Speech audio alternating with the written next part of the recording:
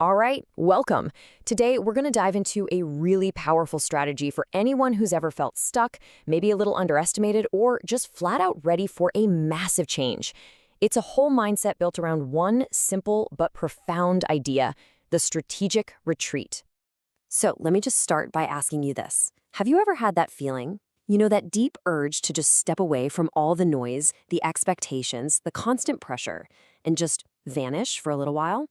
Well, if that sounds familiar, then you're definitely in the right place. See, this isn't about running away from your problems. Not at all. We're talking about something totally different: a strategic retreat. This is the first and honestly the most crucial phase: learning to harness the power of disappearing. It's about making a deliberate choice to pull back from the world so you can focus inward.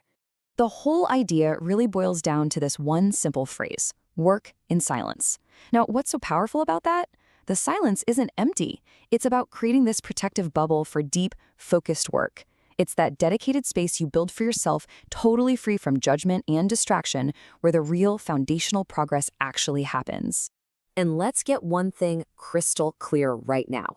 This is not hiding from your problems. It's the exact opposite.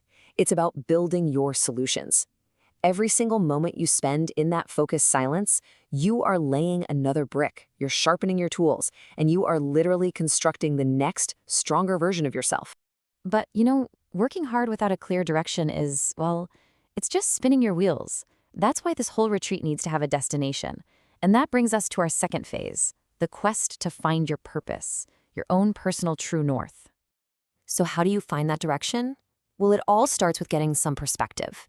Like the source material says, you need to take a step back. I mean, think about it. You can't read a map when your face is pressed right up against it, right? That deliberate step back gives you the distance you need to see the bigger picture of your life and figure out where you truly want to go. And it's in that quiet space that you've got to ask yourself what is maybe the most important question of this entire journey. Why am I here? And this isn't just some philosophical thing to ponder, it's a gut check. It's the search for that fundamental reason that's going to drive you forward when everything gets tough. So what are we really talking about when we say purpose here? It's that deep, personal why. It's not just a goal, it's the reason behind the goal. It's like your internal engine that just keeps running long after that surface-level motivation has sputtered out and died. It's your compass, and it never wavers. Okay, so you've retreated into silence, you've found your purpose. What's next? Well, the next part of the journey is about facing a really hard truth. Failure is inevitable. This is all about understanding the nature of the climb, both the way up and the fall back down.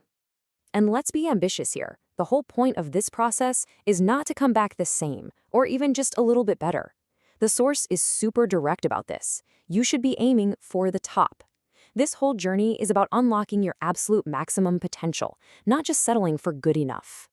But here's the reality check that comes with that ambition. Nobody, and I mean nobody, has a smooth, straight shot to the top.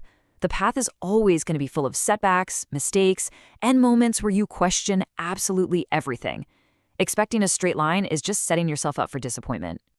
So when you inevitably hit that wall, what do? The advice is brutally simple, and that's what makes it so effective. If you fail, get up and do it again. That's not a suggestion, it's a command you give yourself. Fall down, learn something, get back up. That's the loop. And this all leads to a crucial shift in your mindset. You have to completely reframe how you see failure and success. Failure isn't the end of the road. It's just a temporary defeat. It's data. It's a lesson learned. But success, that's a permanent victory. It's a new beginning that fundamentally raises your entire baseline. This mindset turns every loss into a lesson and every win into a permanent upgrade.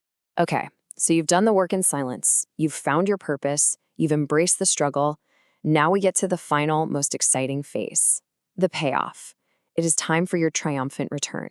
It's time to shock the world. This is the moment. This is what it was all for. After all the quiet, all the grinding, all the failures and the lessons, you don't just quietly slip back in. No way. You make an impact. You come back and shock the world. Your re-entry isn't a whisper, it's a thunderclap. And who exactly are you shocking? Well, first, you shock the doubters, all the people who wrote you off. Then, you shock your competition, the ones who got comfortable while you were gone. And maybe most important of all, you shock that old version of yourself, the one who was tempted to quit when things got hard. This victory is personal. So let's just boil this whole thing down into 4 clear, simple steps. Step 1, retreat in silence to do the work. Step 2, define your purpose to guide that work. Step 3, embrace the climb, failures and all. And finally, step 4, come back and shock the world with what you've built. And if there's one final thought you need to carry you through this whole process, let it be this one right here. This is the ultimate payoff. That quiet satisfaction of proving every single skeptic wrong, not with your words, but with your actions. You let your success be the only argument you ever need to make. And that's really what it's all about. The work is done, the return is made. So I'll just leave you with this one last question to think about. Your time of silence is over. Now what are you going to say with your success?